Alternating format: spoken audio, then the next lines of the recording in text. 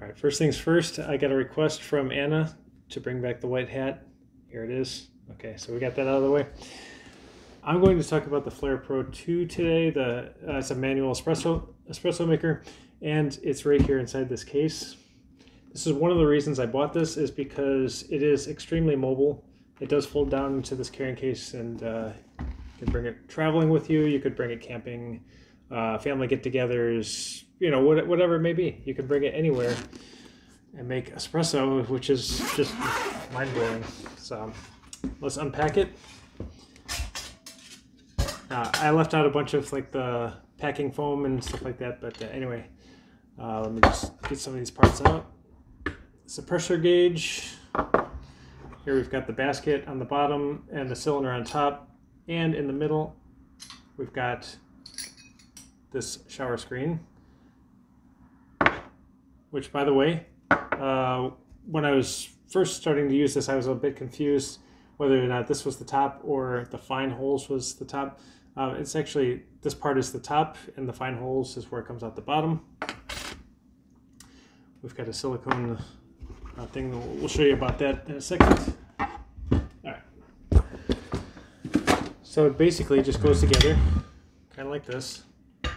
Just fits in there. Okay, so this is the unit.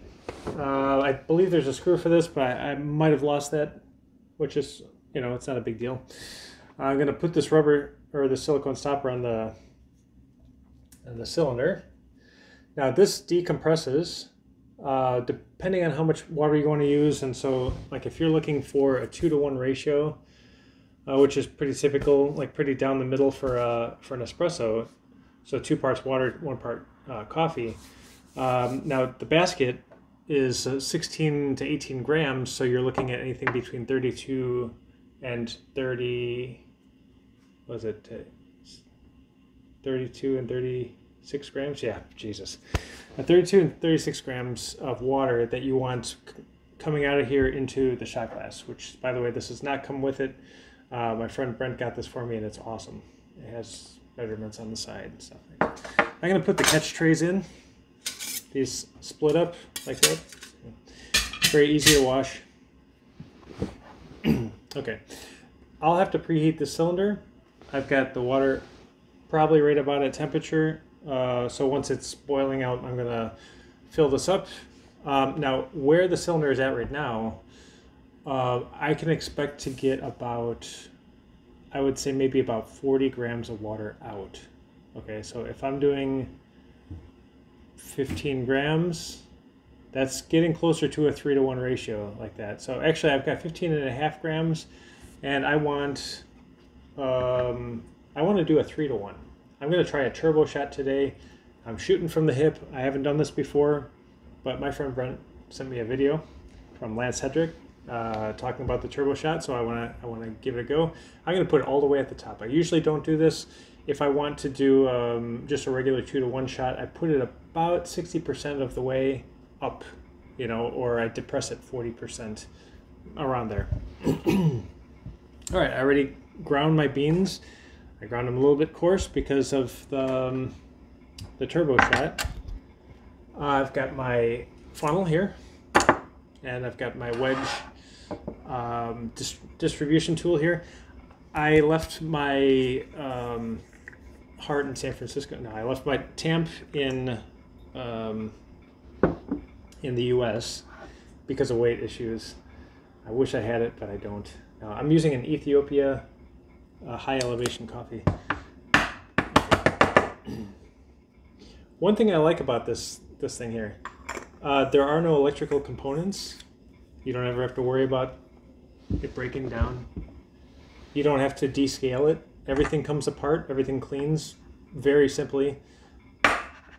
So what I do is I just kind of knock this down, and then I kind of shake it side to side just to settle everything.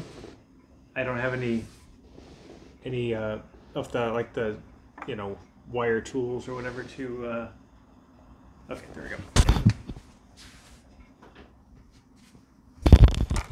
Actually, let me clip this on. Maybe that'll help. Yeah, why not? All right, so I've settled the coffee bed. I'll distribute it with this tool. Okay. Not the best job in the world. That's why I wish I had my tamp, but I don't. Okay, that's pretty good. Okay, shower screen with the pattern part on top. And I'll just put this right in here. Okay, well, I gotta take this back off now. All right. Let's fill this guy. And we'll have to let it sit for about 30 seconds, at least, to let it warm up. Okay, let's talk about some of the bad things. The turnaround. If you want to do multiple espressos, the turnaround is pretty bad. You do have to take everything apart to be able to, and clean everything in order to be able to use it again. Now, it's not the worst thing in the world. It is pretty hot though at that point. So I guess if you want to wear gloves, you can. I just basically burned myself for a while until I got used to it. And then, I would just take it apart. All I do with the basket here is I literally just pop it into my hand and then dump the grinds right into whatever, the garbage like that. So I don't have any sort of like a knocking, there's no knock box or anything. It comes out nice and smooth and, like every time. So that's not an issue. But then, yeah, if you're willing to do it while it's hot, then you don't have to reheat the cylinder to make the next batch of coffee. So that's kind of a nice thing that does save a little bit of time. So this, I just kind of go by feel. It's pretty much there. But if you're serving a lot of people, I would recommend, don't pull Americanos. Talk to people if they want some sort of like a regular coffee drink, just do a pour over. So just get a pour over going and then pull this for the lattes and, like that. So I'm going to pour this water out.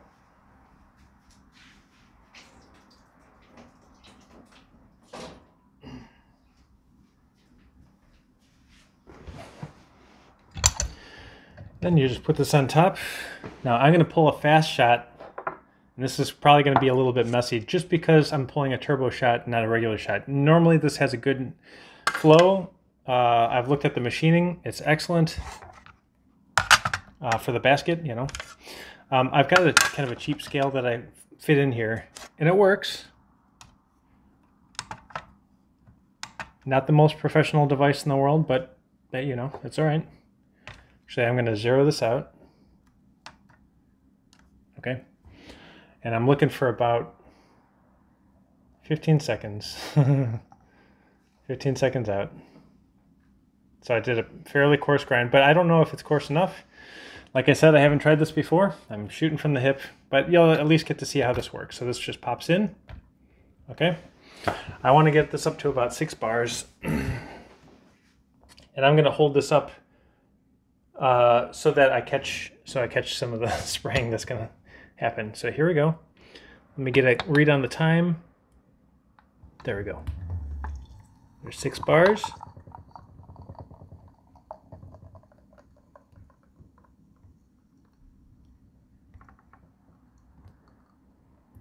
This might end up being a little bit long for a turbo shot. Yeah, there's 20 seconds. Okay. Now it's going to drip for a while, so I want to get this out of here and use the drip tray. It does drip for a while afterwards. Okay. This is pretty decent. I was shooting around 6 bars. Now you can do a standard espresso and do like 9 bars. That's no problem at all. So I don't know if you can kind of get a feel for the color and the consistency just by looking. I'm going to give it a stir and give it a taste. See how it turns out.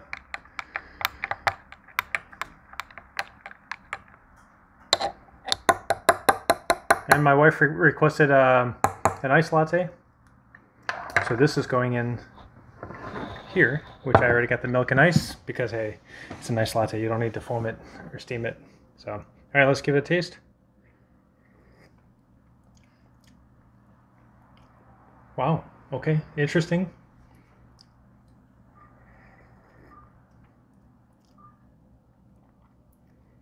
Okay, it's a little bit over extracted.